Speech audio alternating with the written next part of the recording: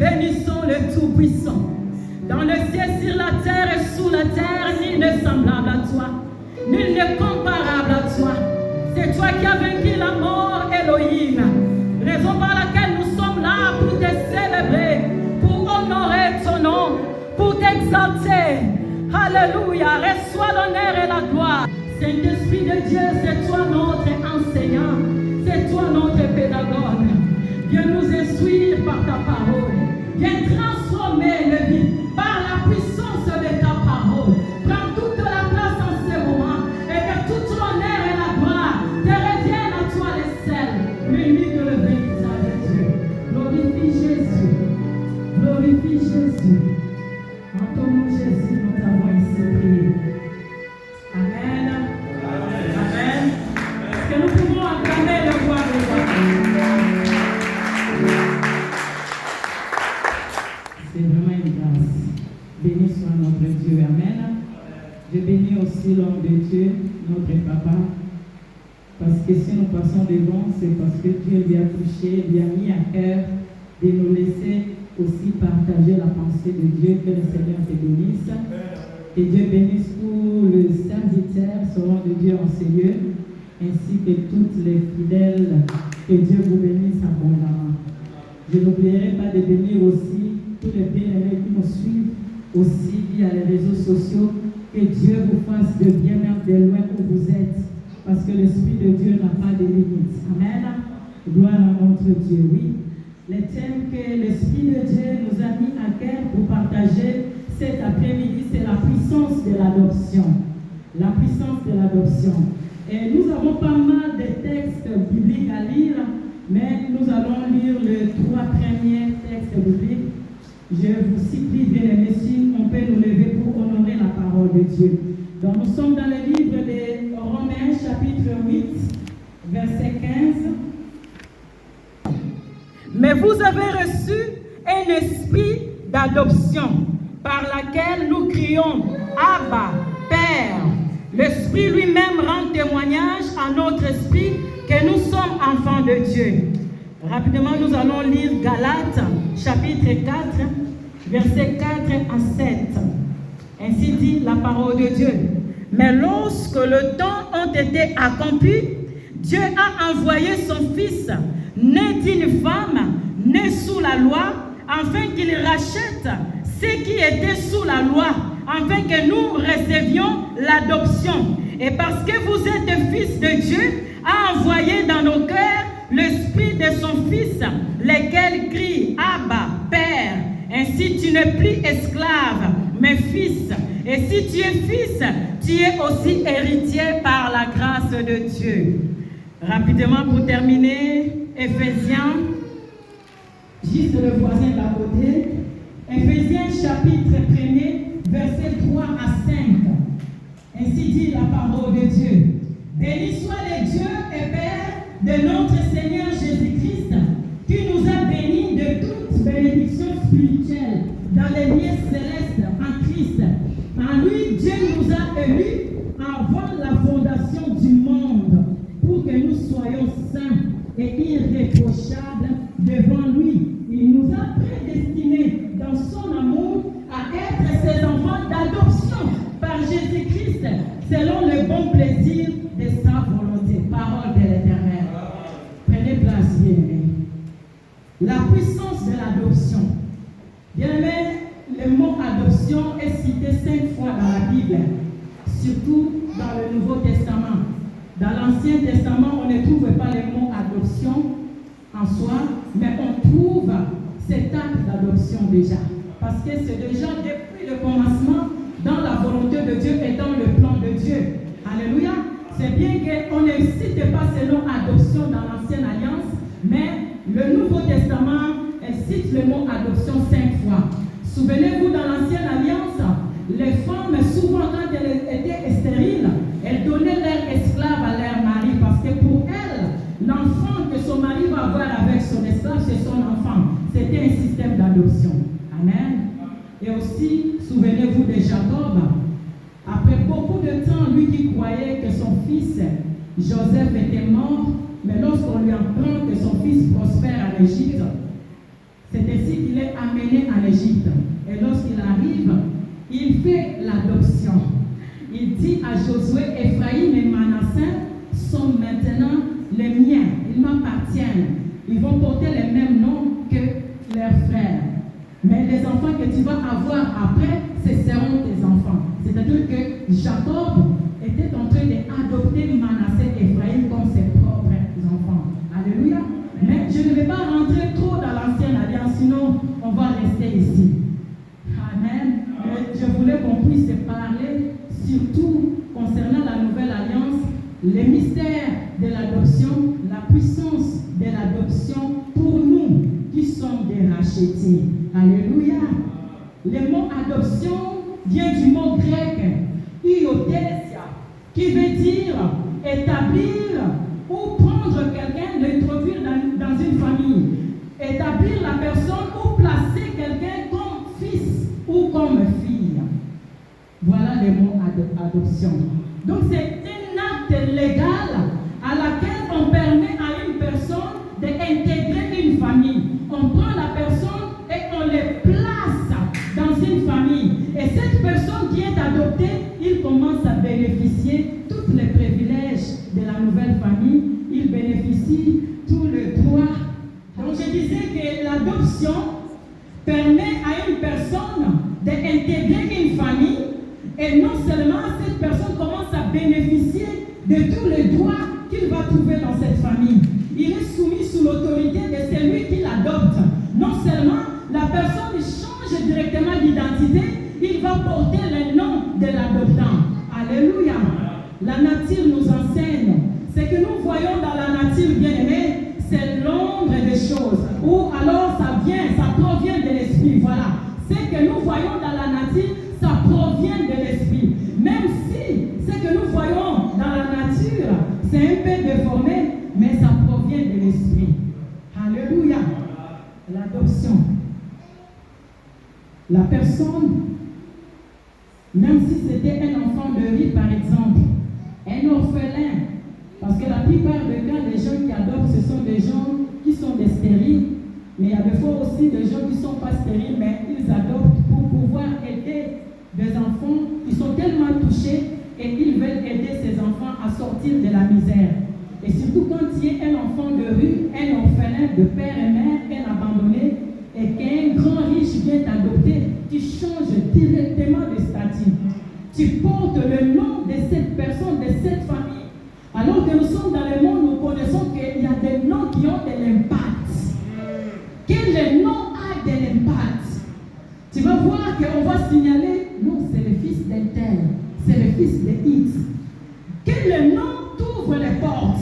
Même si tu étais coincé quelque part, un policier qui ne te laisse pas traverser ou affranchir les limites, mais lorsqu'on va lui dire attention, c'est le fils d'un tel, directement les portes s'ouvrent. Et un orphelin bénéficie de tous ses droits. Alléluia. Il change d'identité. C'était déjà depuis le commencement dans la pensée de Dieu que nous puissions, bien-aimés dans le Seigneur, aussi passer à cet acte merveilleux au travers de Jésus-Christ.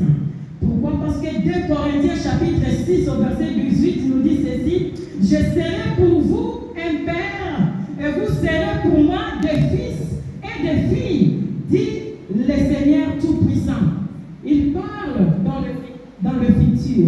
Vous serez pour moi des fils et des filles. Et là, nous comprenons que, bien aimé, il faut devenir. Il faut devenir un fils, il faut devenir une fille. Donc, il y a un processus à suivre. La vie chrétienne, la vie spirituelle est une vie de progression. Tu ne peux pas te limiter à un niveau. Tu es appelé à grandir, à croître. Comme je disais, la nature nous enseigne. Nous commençons bébé, c'est-à-dire que nous commençons par naître, mais nous n'arrêtons pas bébé. Mais nous sommes là, nous sommes des adultes aujourd'hui. Mais nous ne sommes pas apparus comme ça, grands directement. Non, nous commençons par naître. C'est-à-dire qu'il y a eu une croissance. C'est ainsi que nous sommes adultes aujourd'hui. Alléluia. Mais c'est bien que même dans le physique, la personne peut être adulte dans l'âge, mais dans la mentalité, il est toujours un bébé. Amen. Tu vas voir on peut dire à la personne, mais Kolago grandit. Tu fais des choses comme des bébés. Parce que la personne, quoi qu'il ait grandi en âge, mais il s'est arrêté dans sa conscience, dans son intellect. Il n'a pas eu de progression. C'est ainsi qu'il fait des choses comme des bébés. Dans la vie spirituelle, c'est pareil. Nous sommes tous des chrétiens, mais nous ne sommes pas pareils. Je suis contre ceux qui disent nous sommes tous pareils. Non, nous ne sommes pas tous pareils. Et pour que, bien aimé, cette différence, c'est parce qu'il y en a, c'est comme la vie de l'école. Tous vont à l'école, au moment de l'examen, ce n'est pas tous qui vont avoir l'examen. Il y en a ceux qui vont échouer. Pourquoi? Parce qu'ils n'ont pas appris leurs leçons. La vie chrétienne est pareille. Nous grandissons par rapport à l'enseignement, par rapport aux affermissements, par rapport à la parole de Dieu. C'est pour cela que chaque église, durant la semaine, il a des kits, il a des enseignements, des affermissements, avec le seul objectif, c'est de te faire grandir dans la foi. Parce que, bien aimé, tu vas découvrir que le royaume des cieux, ce n'est pas pour les enfants. Le royaume des cieux, c'est pour ceux qui sont fils et filles. Et pour arriver à ce rang de fils et filles, il y a une procédure à suivre. Alléluia. C'est quand tu as besoin de recevoir, par exemple, les papiers en France, tu vas faire des démarches. Tu ne vas pas rester chez toi, en fait, que tes papiers viennent directement tomber sur toi. Non. Tu vas t'élever, tu vas aller à la préfecture, tu vas t'informer, qu'est-ce que je dois ramener, quels sont les documents administratifs que vous en avez besoin. On va t'expliquer comment faire. C'est ainsi que, bien aimé, tu auras tes papiers. La vie spirituelle, c'est comme ça. Oui, le royaume des cieux nous est donné, mais ce sont les violents qui s'en emparent. Alléluia. Il faut désirer de rentrer. Et il y a des procédures à suivre, il y a des démarches à faire. Alléluia. Bien aimé, non seulement l'adoption nous donne de droits, parce que nous parlons ici de l'adoption divine. Elle nous donne le droit, mais aussi elle annule le autrefois. Parce que nous avons le autrefois et nous avons le maintenant. Alléluia. Et oui, l'adoption annule le autrefois. Comme j'ai donné l'exemple de nos orphelins, quand il est adopté, ça annule complètement son passé. Ça change même son nom de famille. Ça lui change de statut. Ça lui donne des privilèges. Donc ça annule le autrefois. À la croix, le Seigneur avait crié, tout est accompli. Dans le tout est accompli, il était en train de déchirer notre autrefois, notre passé, ce que nous étions avant. Il était en train d'annuler cela à la croix. C'est pour cela qu'il avait crié, tout est accompli. C'est-à-dire que la rédemption est parfaitement accomplie. C'est par rapport à la rédemption qu'il y a l'acte de l'adoption. Alléluia. Parce que l'adoption est le produit de la rédemption. Sans la rédemption, il n'y a pas d'adoption. C'est pour cela qu'il cria, tout est accompli. Il était en train d'annuler le autrefois. Mais si nous souffrons aujourd'hui, c'est parce que beaucoup vivent le autrefois dans le maintenant. Parce que c'est manque des enseignements. Même des fois, il y a des enseignements, mais les gens ne veulent pas. Les gens ne veulent pas la parole de Dieu. Les gens ne connaissent pas leurs droits. Oh, bien aimé, quand tu ne connais pas tes droits, tu seras assujetti par l'ennemi. Alléluia. Quand tu ne connais pas tes droits, tu vas louper beaucoup de choses. Même en France, avant nous, on ne savait pas que les enfants sont payés. Mais quand on nous a appris que vous êtes en train de rater vos bénédictions, allez faire la réclamation. Beaucoup ont eu des rappels. Des années, ils ont touché beaucoup d'argent du coup. Parce qu'ils ont pris conscience que non, j'ai droit à ça. Nous souffrons pour rien. Pourquoi? Parce que les gens croient que déjà en Christ, ils vivent toujours le autrefois. Le autrefois de ta vie. Aujourd'hui, par ces messages, je pense que tu vas déchirer cela. Par la puissance du nom de Jésus-Christ. Tu vas commencer à vivre les maintenant. Parce qu'il est avantageux pour toi de vivre les maintenant. Parce qu'après la mort, c'est fini pour toi. Mais là-bas, il y a un jugement qui t'attend. Alléluia. Voilà le moment de profiter des avantages. C'est ça le moment de profiter des avantages. Amen. Le autrefois. Éphésiens chapitre 2, versets 11 à 12. C'est pourquoi vous autrefois, païens dans la chair, appelés incirconcis dit qu'ils le sont à la chair par la main de l'homme. Souvenez-vous que vous étiez en ce temps-là sans Christ, privés du droit de citer en Israël, étrangers aux alliances de la promesse, sans espérance, sans Dieu dans le monde. Alléluia. Mais autrefois, nous étions privés de beaucoup de droits. Nous étions étrangers. Nous n'avons pas Dieu, sans espérance, sans Christ. On était des incirconcis. Ça, c'est le autrefois bien-aimé. On était païens dans la chair. Amen. Éphésiens 5:8 nous dit que autrefois nous étions ténèbres. Romains 6:20 nous dit que nous étions esclaves du péché. C'est là où on voit la puissance de l'adoption. C'est une grâce. C'est pour cela que vous voyez que beaucoup, quand ils adorent le Seigneur, sont comme des fous. Ils sont comme des malades. Tu vois un roi comme David qui fait des chics par terre parce qu'il avait compris de là où est-ce que Dieu lui avait ramassé. Il était un simple berger de brebis de son père. Il sentait mauvais. Directement derrière le troupeau de son père, Dieu lui ramasse pour lui faire asseoir dans un trône royal et changer son identité. Alléluia. Il devient le roi de tout un peuple. C'est pour cela qu'il dansait comme un fou, comme un malade. C'est pour cela, bien aimé, moi, j'ai appris une chose. Même quand je ferai la modération, je n'obligerai personne de faire comme moi. Parce que nous n'avons pas le même niveau de compréhension de qui est Dieu réellement pour nos vies. Nous n'avons pas le même niveau de compréhension de qu'est-ce que Dieu fait pour nous. Alléluia. De qu'est-ce que Dieu fait pour nous. Parce qu'il faut être reconnaissant de ce que Dieu fait pour toi pour que tu puisses même l'adorer comme un fou. Alléluia.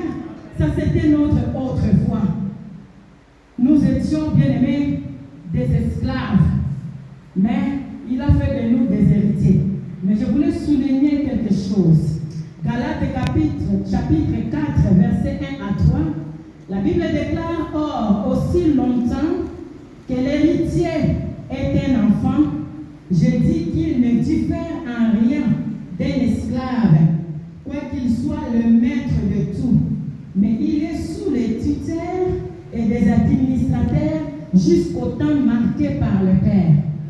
Il a fait de nous des héritiers, mais, comme je disais, la vie chrétienne, il faut croître, il faut progresser. Mais si tu demeures un enfant, tu es pareil qu'un esclave. Amen. Tu es pareil qu'un esclave. Rien n'a changé. Quoi que tu sois le maître de tout, mais tu es pareil qu'un esclave. Mais la véritable délivrance que nous, en tant qu'enfants de Dieu, nous devons chercher, c'est d'abord, bien aimé, la délivrance de l'autre foi. Parce que quand tu es délivré de l'autre foi, tu pourras maintenant être délivré complètement de toutes choses. On peut faire des délivrances, chasser les démons qui sont dans le corps des gens. Mais quand cette personne n'a pas compris qu'il est réellement en Christ, les démons vont retourner. Et ils vont retourner encore les gens. Alléluia. La véritable délivrance, c'est que tu sois délivré de autrefois pour vivre le maintenant. Nous allons lire Éphésiens chapitre 2, verset 13. Mais maintenant, en Jésus-Christ, vous qui étiez jadis éloignés, vous avez été rapprochés par le sang de Christ. Voilà la puissance de l'adoption. Verset 19. Ainsi donc, vous n'êtes plus étrangers, ni de gens du dehors, mais vous êtes concitoyens des saints, gens de la maison de Dieu. Éphésiens 5, 8. Mais maintenant, vous êtes lumière dans le Seigneur. Amen. C'est-à-dire que, bien aimé, la puissance de l'adoption, il nous intègre dans la maison de Dieu. Nous ne sommes plus étrangers aux alliances ni aux promesses de Dieu. Mais ces promesses sont pour nous. Ces alliances sont pour nous. Amen. Ces bénéfices du royaume sont pour nous. Et nous devons les vivre sur la terre. Nous devons les vivre sur la terre. Pierre a dit, nous avons tout quitté pour te suivre. Qu'est-ce que nous allons recevoir? Le Seigneur a dit, en commençant sur cette terre. Le bénéfice de Dieu, c'est en commençant ici-bas, que nous devons vivre une vie de bonheur. Dans le maintenant, il n'y a plus plus de condamnation pour ceux qui sont en Christ. Alléluia. Il n'y a plus de condamnation. Si tu es condamné, c'est parce que tu dois revoir. Tu dois revoir ta repentance. Tu dois revoir ta communion avec le Seigneur. Mais ce que moi je sais, c'est lui qui est en Christ. Il n'y a plus de condamnation. Il n'y a plus de malédiction. Ça, c'est l'autre voie. Mais dans le maintenant en Christ, bien aimé dans le Seigneur, nous ne sommes plus esclaves du péché. Mais nous sommes libres. Amen. Alléluia.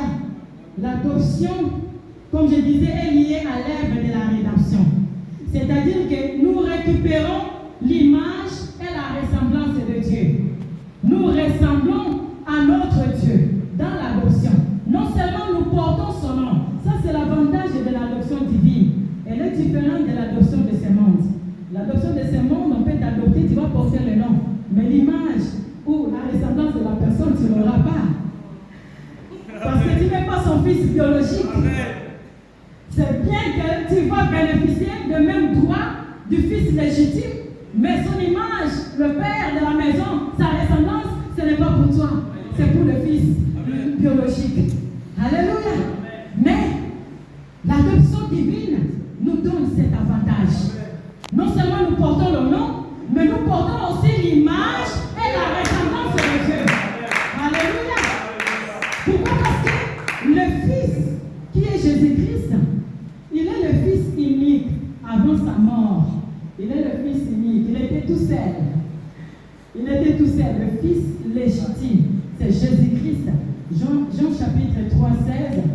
Dieu a tant aimé le monde qu'il a donné son fils unique. Donc il était le fils unique. Il devait mourir pour qu'il puisse ramener le fils et le fille vers le Père. C'est ainsi que le fils, il est le reflet du Père, il est l'empreinte de sa main. Mais nous, qui avons le visage découvert, de jour en jour, bien aimés dans le Seigneur, nous ressemblons au Fils.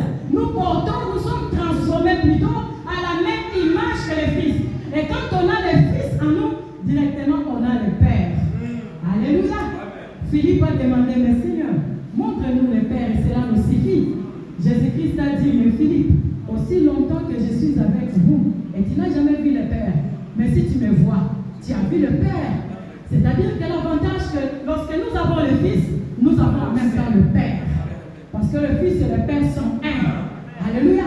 Et donc, puisque nous avons le Fils et le Père en nous, nous portons l'image et la ressemblance du Père. Alléluia. Le Fils est notre modèle. C'est pour cela, bien aimé dans le Seigneur, on ne peut pas prêcher sans prêcher Jésus-Christ. On doit prêcher que Jésus-Christ. Il est notre modèle. On doit suivre ses traces. Si nous voulons vivre dans l'adoption de Dieu, on doit suivre que le Fils. Alléluia. C'est pour cela que je voulais bien décortiquer Ésaïe. Ésaïe chapitre 9. Le prophète Ésaïe, il a prophétisé la venue du Seigneur. Mais dans ce qu'il a prophétisé, il y a le processus de l'adoption. Alléluia. Il y a la base de notre vie. Ésaïe chapitre 9. Nous allons lire par morceaux pour que je puisse vous expliquer. Alléluia. Nous allons lire que le verset 5 d'abord, la première phrase. Car un enfant nous est né. Car un enfant nous est né. Donc on voit que il est venu, il a quitté son trône, il est venu, il a commencé d'abord par naître. Il pouvait apparaître directement, il est Dieu. Mais pourquoi il devait commencer par naître? Parce qu'il sait que l'homme de nature, depuis la chute d'Adam et Ève, l'homme est devenu dire d'entendement. C'est pour cela que vous verrez que l'ancienne alliance, le Seigneur parle vraiment par des choses palpables. C'était l'ombre des choses à venir. Le Seigneur a enseigné son peuple par des choses visibles pour qu'ils comprennent. Et le Seigneur Jésus-Christ aussi devait venir de cette façon pour nous montrer comment nous devons arriver jusqu'à l'adoption, jusqu'à devenir le Fils et le Fille de Dieu. Amen. Car un enfant nous est né. Là, on voit la nouvelle naissance. Bien-aimés, la nouvelle naissance, c'est le point de départ. C'est le point de départ. Il n'y a pas d'adoption sans commencer par naître. La nouvelle naissance. Alléluia. C'est pour cela, lorsque le Seigneur, il retrouve, Nicodème vient voir le Seigneur, il commence par beaucoup de discours. Nous savons que tu es un prophète venu de Dieu, parce que personne ne peut accomplir les choses que tu fais sans que Dieu soit avec le Seigneur. Il arrête avec des blablabla. Parce que le Seigneur savait le manque de Nicodème. Quoiqu'il était docteur de la loi, mais il n'était pas né de nouveau. Alléluia. C'est ce qui se passe aujourd'hui. S'il y a beaucoup de troubles dans les églises, parce qu'il y a des pasteurs qui ne sont pas nés de nouveau. Il y a des docteurs qui ne sont pas nés de nouveau. C'est ça le grand problème. Il y a des chrétiens qui ne sont pas nés de nouveau. Or, l'adoption commence toujours par la nouvelle naissance. Alléluia. Jean chapitre 1er verset 12. À tous ceux qui l'ont reçu, à ceux qui croient en son nom, il leur a donné le pouvoir de devenir enfants de Dieu. On voit la nouvelle naissance. On devient enfant de Dieu. On commence d'abord par être enfant de Dieu. Parce qu'il y a différence entre être un enfant de Dieu et un fils de Dieu. Alléluia. C'est pour cela que Ésaïe dit, un enfant nous est né. Amen. Et il dit à Nicodème, en vérité, je te le dis, si un homme est né de nouveau, il ne peut pas voir le royaume des cieux. Donc c'est la condition obligatoire.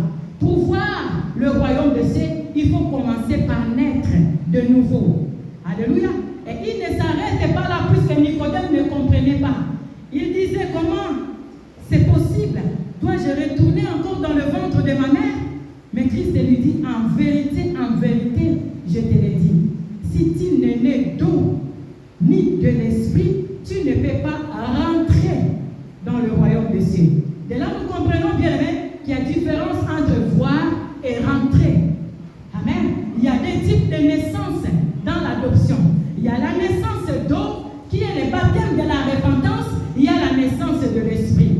Or, beaucoup se sont limités seulement à être et à rester des enfants. Non, bien aimés dans le Seigneur.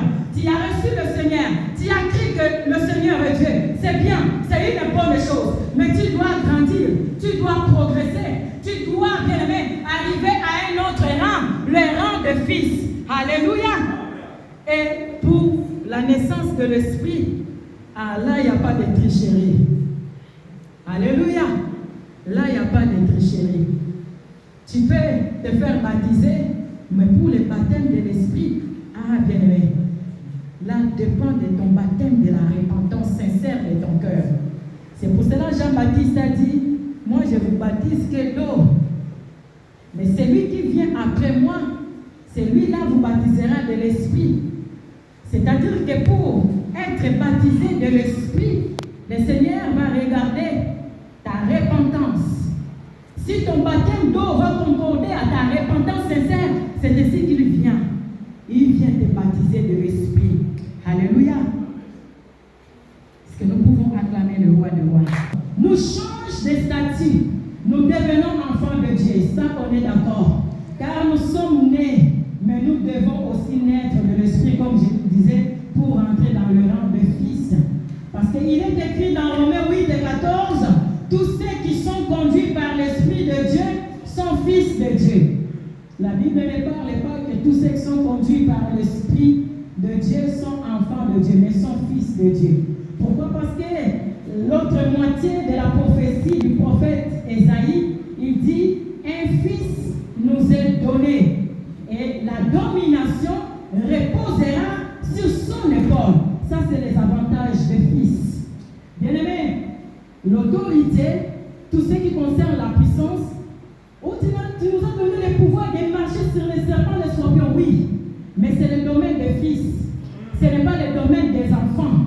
C'est pour cela que le Seigneur veut que tu puisses grandir et atteindre les rangs de fils, parce que seul le fils bénéficie de ces privilèges de porter l'autorité et la puissance de Dieu.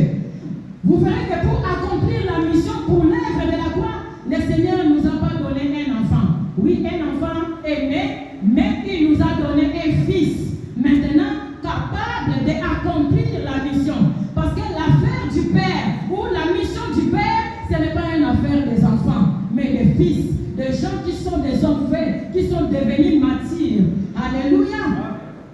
La domination repose sur son épaule, mais pas sur l'épaule d'un enfant.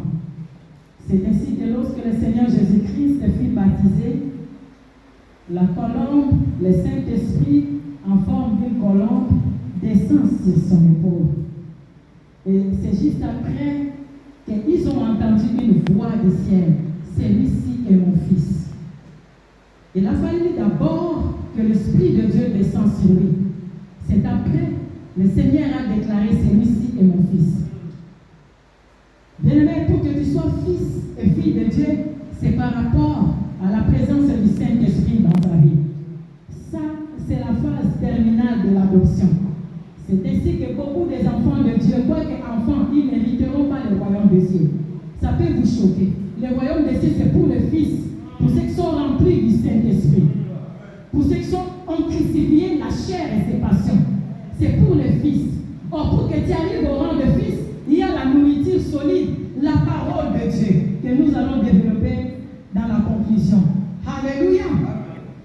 Dans Luc chapitre 4, la Bible déclare que Jésus, rempli du Saint-Esprit, il fut amené vers le désert. C'est ainsi qu'il a vaincu l'ennemi qui était venu pour lui tenter, parce qu'il était rempli du Saint-Esprit. Voilà l'image du Fils. C'est celui qui est rempli du Saint-Esprit qui peut, bien aimé, arriver à vaincre toutes les rises de l'ennemi. Amen. Mais quand tu es un enfant, tu es sous le tuteur. C'est les gens qui gèrent tes biens, parce que tu es encore un enfant. Alléluia. Le Saint-Esprit est aussi le sceau de la rédemption. C'est-à-dire qu'il est aussi appelé l'esprit de l'adoption. Si l'ancien Boris peut nous lire ça dans Romains, c'est vrai que nous allons lire ça dans l'introduction, mais nous allons lire Romains 8 et 15 jusqu'au verset 17. Romains chapitre 8. Vous n'avez point reçu un esprit de servitude pour être encore dans la crainte, mais vous avez reçu un esprit d'adoption par lequel nous crions Abba Père. L'Esprit lui-même rend témoignage à notre esprit que nous sommes enfants de Dieu. Amen. Alléluia. Est-ce que nous sommes là, bien-aimés? Alléluia. Oui, bien-aimés. L'Esprit, le Saint-Esprit est appelé aussi l'Esprit de l'adoption. C'est-à-dire qu'il est le garant, il est la garantie, il est le gage, il est le sceau qui certifie que tu appartiens réellement à Dieu. Tu peux te dire, je suis enfant de Dieu, mais le Seigneur peut te demander, où est la facture? Où est la signature? Où est les gages? Les gages, c'est le Saint-Esprit. Éphésiens chapitre 1er, verset 13 nous dit, la parole de la vérité, l'évangile du salut, en lui vous avez cru et vous avez été scellés du Saint-Esprit qui avait été promis, lequel est un gage de notre héritage pour la rédemption de ce que Dieu s'est acquis pour célébrer sa gloire. Alléluia. Donc le Saint-Esprit est un gage. Il est le sceau de la rédemption. Il rentre en nous pour certifier que nous appartenons à Dieu. C'est le Saint-Esprit qui change notre identité, notre statut. Et quand tu es rempli du Saint-Esprit, tu n'es plus n'importe qui. Tu n'es plus n'importe qui. Bien aimé, les démons reconnaissent le Fils, pas les enfants. Parce que les enfants sont comme des esclaves. Ils sont toujours assujettis, mais pas les fils. Alléluia. L'avantage des fils, tu peux être un fils prodigue. Mais un fils prodigue finit toujours par retourner dans la maison du Père. Il ne demeure pas à manger la même nourriture que les animaux. Le Saint-Esprit en lui va lui ramener à la conscience qu'il faut que je retourne dans la maison du Père. Ça, c'est l'avantage du Fils. C'est-à-dire que tu peux trébucher parce que nous penchons d'une manière ou d'une autre. Mais l'Esprit de Dieu en toi vient te ramener à la raison. Non, ce n'est pas de cette façon que tu dois te conduire. Voilà le sceau de la rédemption. Quand nous martelons sur les péchés, c'est ce que je disais le mercredi, nous ne parlons pas de péchés involontaires. Nous parlons de péchés volontaires. Parce que celui qui est un enfant de Dieu, habité par le Saint-Esprit, ne peut pas vivre dans le péché. Tu seras tourmenté jour et nuit par l'Esprit de Dieu. L'Esprit de Dieu va te ramener toujours à la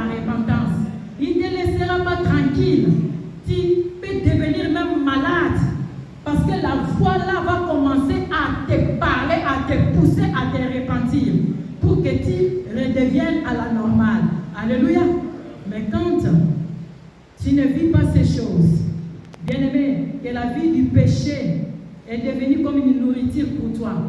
Tu pêches comme tu veux. Tu vis dans le péché comme tu veux. Tu n'es pas né de nouveau. Non, tu n'es pas né de nouveau. Je parle de la véritable nouvelle naissance de la repentance qui donne accès au Saint-Esprit de rentrer dans la personne. Tu dois te repentir. Tu dois te convertir.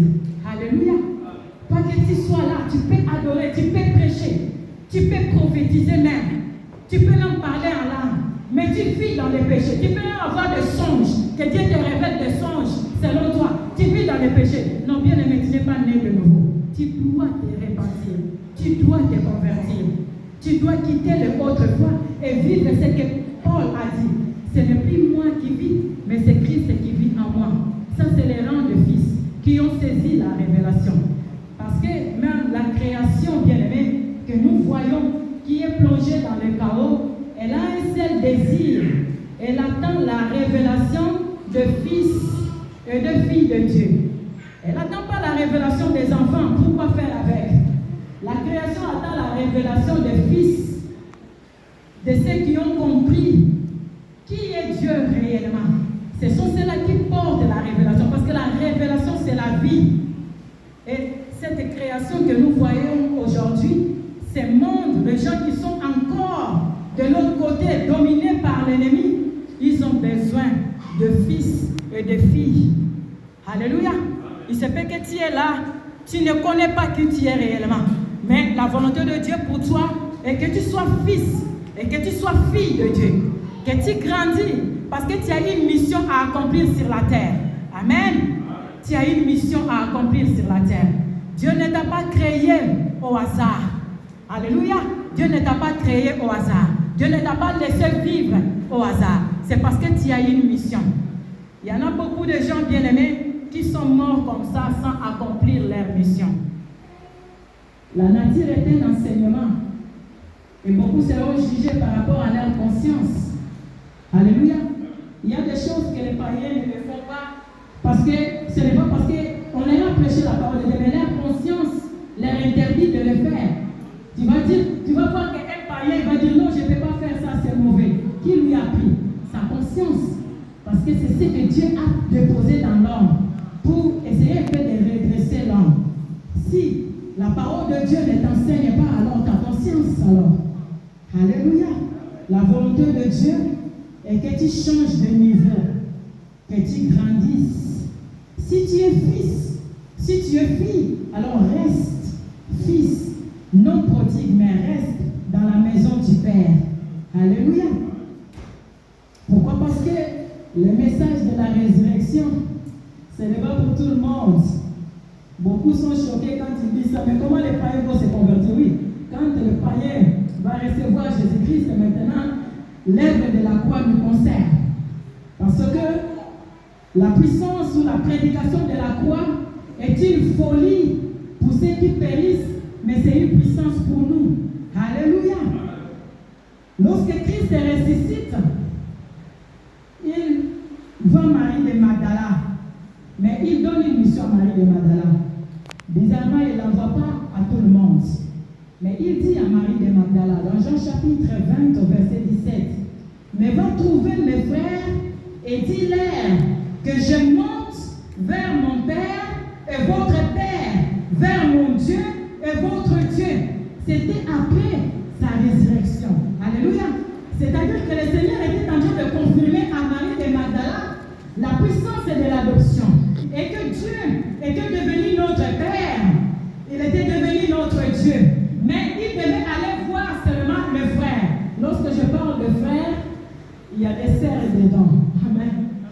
Beaucoup ont interprété mal la parole de Dieu. Ils ont dit que ça concerne seulement les hommes. Non. Il n'y a plus ni homme ni femme en Christ. Mais tous nous sommes un. Alléluia. Et quand la Bible parle de frères, il parle aussi de sœurs. On a vu que Dieu a promis, je serai pour vous un père et vous serez pour moi des fils et des filles. Alléluia. Mais qui sont ces frères? Matthieu chapitre 12 à partir du verset 46. On vient dire à Jésus, mais ta mère et tes frères sont dehors. Ils te cherchent. Et il leur pose la question, mais qui est ma mère? Qui est mon père? Qui est mes frères? Qui est ma mère? Qui sont mes frères? Il dit, quiconque fait la volonté de mon Père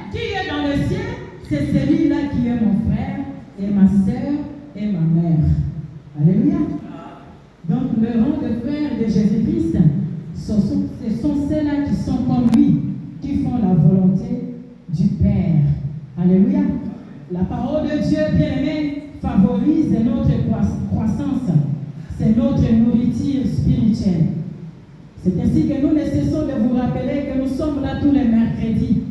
C'est pour que tu puisses croître par les enseignements. Puisses tu manges le pain, puisses tu grandis. Non seulement, bien-aimé, en statut, mais tu grandis en tout le domaine de ta vie. Pour que tu puisses impacter le monde que tu vois, il faut que tu puisses grandir. Et c'est dans la parole de Dieu. C'était le problème aussi de l'église de Corinthe. 1 Corinthiens chapitre 3, verset 1er, c'est l'apôtre Paul qui leur fait cette reproche. Pour moi, frère, ce n'est pas comme à des hommes spirituels que j'ai pu vous parler, mais comme à des hommes charnels. Et pourtant, ces chrétiens de Corinthe étaient déjà des chrétiens nés de nouveau. Ils étaient des enfants de Dieu. Ils venaient à l'église, ils avaient déjà accepté Christ. Mais regardez ce que l'apôtre Paul leur dit. Je vous ai parlé non comme à des hommes spirituels, mais comme à des hommes charnels, à des enfants en Christ. Je vous ai donné du lait, non de la nourriture solide, car vous ne pourriez pas la supporter. Et vous ne le pouvez pas même à présent, parce que vous êtes encore charnel. Parce que dans l'église de Corinthe, il y avait beaucoup de jalousie, beaucoup de disputes. C'était la chair qui s'est manifestée. C'est pour cela que Paul ne pouvait pas leur donner la nourriture solide. Ils n'allaient rien comprendre. C'est ça l'état de l'église aujourd'hui. L'église aujourd'hui est encore bébé. Et on doit donner que du lait. Si nous allons trop vite, ils ne vont pas comprendre.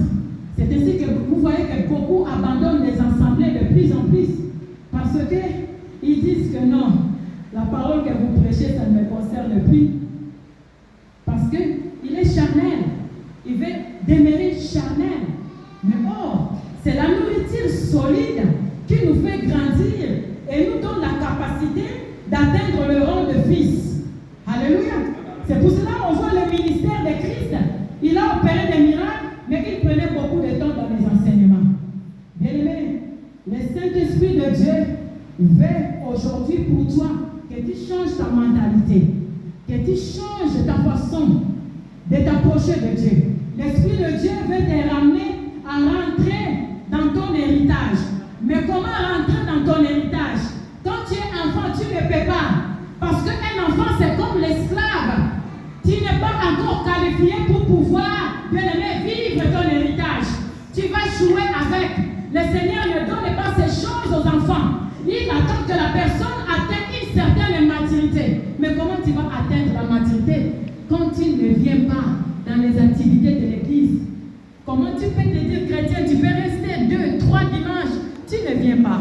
Au moins que ce soit pour des raisons de travail ou alors tu es malade, mais que tu es assis chez toi, tranquille. Non, bien-aimé, tu dois revoir ta conversion. Parce que c'est lui qui est fils, il est assoiffé d'écouter les recommandations du Père. Et pour écouter les recommandations du Père, tu dois être proche de sa parole. Alléluia. Tu dois aimer sa parole. Tu dois désirer sa parole. Comment aller au ciel lorsque tu n'as pas envie d'écouter la parole de Dieu? Que les réseaux sociaux ne remplacent pas l'église.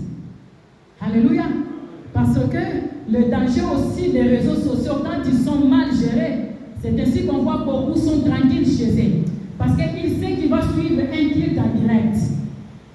Il sait qu'il va suivre une prédication sur YouTube. Donc il est tranquille à la maison. Non, bien-aimé. Il est doux et agréable pour les frères de demeurer ensemble. Ce n'est pas dans le virtuel, mais c'est dans le physique. C'est très important. Parce que c'est dans l'assemblée de saints que l'Esprit de Dieu se manifeste par des dons. Il a donné des dons au Fils. Et c'est à partir de ces dons-là, bien-aimé, que tu vas appliquer cela dans l'Église, dans l'assemblée de saints. Alléluia.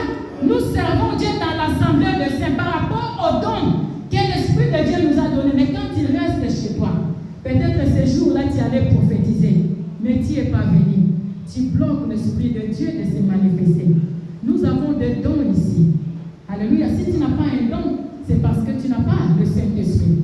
Mais quand tu as le Saint-Esprit, il nous donne les ARS, il nous donne le don pour que nous puissions nous édifier. Alléluia. Gloire à Jésus. Les fils sont les hommes faits et ils sont passés à la nourriture solide. J'aimerais bien rapidement si on peut lire Hébreux. Hébreux chapitre 5, versets 11 à 14.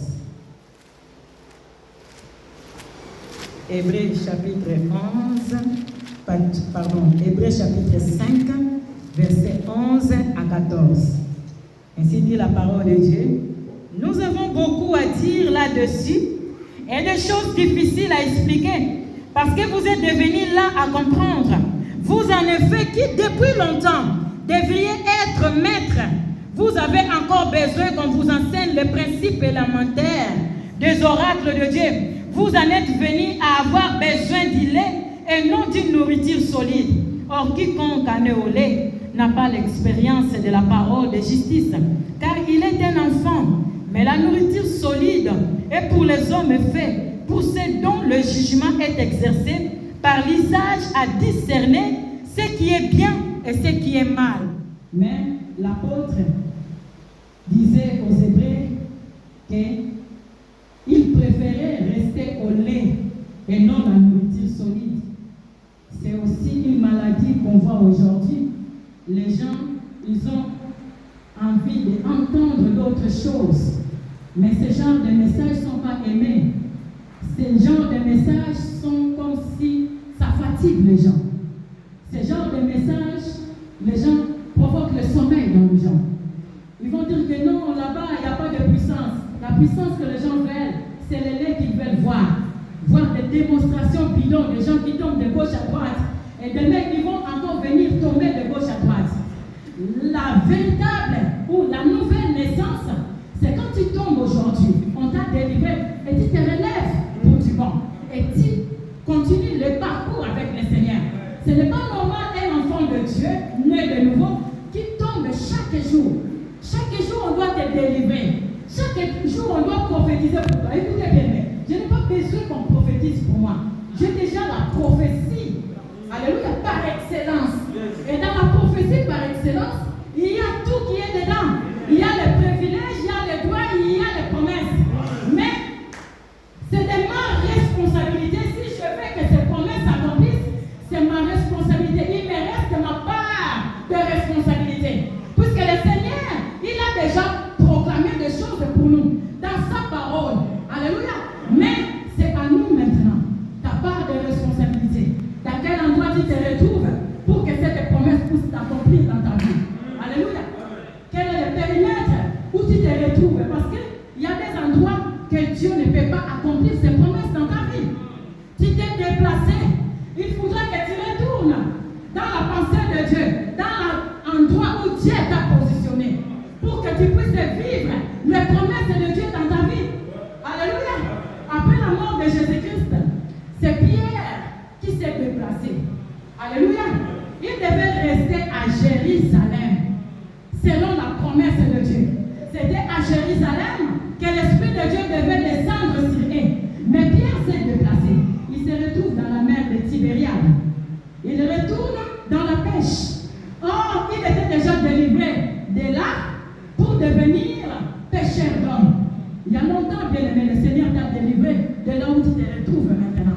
Normalement, ce n'est pas là où tu te retrouves que tu dois demeurer. Tu dois retourner où le Seigneur t'a positionné. Alléluia. Parce que tu n'es plus dans le autrefois, tu es dans le maintenant.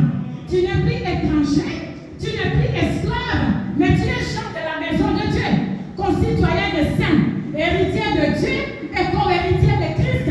Quand on parle de l'héritier, c'est celui qui doit bénéficier de l'héritage. Alléluia. Mais puisque l'héritier est encore un enfant, il est esclave. On ne peut pas lui confier de grandes choses. Tu vas jouer avec. Alléluia. Il faut grandir dans ta vie spirituelle. Il a fallu par l'amour de Dieu. C'est lui qui avait reçu la clé de responsabilité. Il avait rétrogradé. et qu'ils avaient la grâce de Dieu. Tu as aussi la grâce. Sinon, tu ne pouvais pas être là. Tu ne pouvais pas suivre ces messages. Tu es là parce que tu as la grâce de Dieu. Et la grâce de Dieu, on la saisit, on la piétine pas. Alléluia. Le Seigneur va trouver Pierre. Avant de monter, il leur dit, vous devez retourner, rester ici à Jérusalem. Comme la promesse a été dite, vous devez rester à Jérusalem jusqu'à ce que la promesse s'accomplisse sur vous, le Saint-Esprit. Regarde bien, bien-aimé, où tu es positionné. Regarde bien l'endroit où tu mènes ta vie spirituelle. Regarde bien, bien-aimé, dans le Seigneur, ton positionnement. Comment est-ce que le Seigneur peut accomplir ses promesses dans ta vie? Comment le Seigneur peut t'exaucer? Comment le Seigneur peut accomplir ses promesses, ses prophéties dans ta vie? Quand tu as déplacé, tu as changé de positionnement. C'est ainsi que l'apôtre dit, vous, à longtemps, vous devriez être des maîtres. À longtemps. Mais pourquoi vous êtes toujours dans cet état? Parce que vous désirez que le lait, pas de la nourriture solide. Ce n'est pas parce qu'on ne leur donnait pas la nourriture solide, non. Ils ont préféré le lait. Alléluia. Ils ont préféré le lait, la nourriture des enfants. Mais c'est quand on désire, le Saint-Esprit, il vient nous révéler des choses. Bien-aimés dans le Seigneur, ces choses que le Saint-Esprit nous révèle, même les scientifiques de ce monde, les gens qui ont beaucoup étudié, ils n'arrivent pas à saisir cette révélation. C'est une dimension puissante et c'est une grâce d'être un enfant de Dieu. C'est pour cela que ne les condamnez pas quand il dit que le monde est venu par le Big Bang. Comprenez leurs émotions. Ils n'ont pas l'Esprit de Dieu capable de leur faire connaître la vérité de la parole de Dieu, capable de connaître le Dieu Tout-Puissant. Parce qu'ils ont rejeté Dieu. Et comme ils ont rejeté Dieu, Dieu aussi les a livrés dans leurs passions abominables. Voilà le danger de rejeter le Seigneur. La Bible déclare, si aujourd'hui tu attends sa voix, n'endurcis pas ton cœur. Bien-aimé, tu es là, n'endurcis pas ton cœur. Le Seigneur veut ton bien. La parole de Dieu, ce n'est pas un message de condamnation, mais la parole de Dieu, c'est un message d'amour. Parce qu'il est venu pour racheter l'homme, pour sauver l'homme. Et quand cette parole est prêchée, il est en train de te chercher et il t'a trouvé. Il veut te racheter. Alléluia. Il veut te remettre dans le bon positionnement afin que tu puisses vivre tous les avantages du royaume. Alléluia. La gloire de Dieu est uniquement pour le Fils. Quand nous disons, Seigneur, je veux voir ta gloire, la gloire de Dieu est uniquement pour le Fils. Ce n'est pas Nora Mungu qui le dit, mais c'est la parole de Dieu. Romains chapitre 2, versets 9 à 10. Je suis en train de te donner envie, bien-aimé, d'être un fils, d'être une fille de Dieu. Parce que la volonté de Dieu est que tu puisses vivre tous les avantages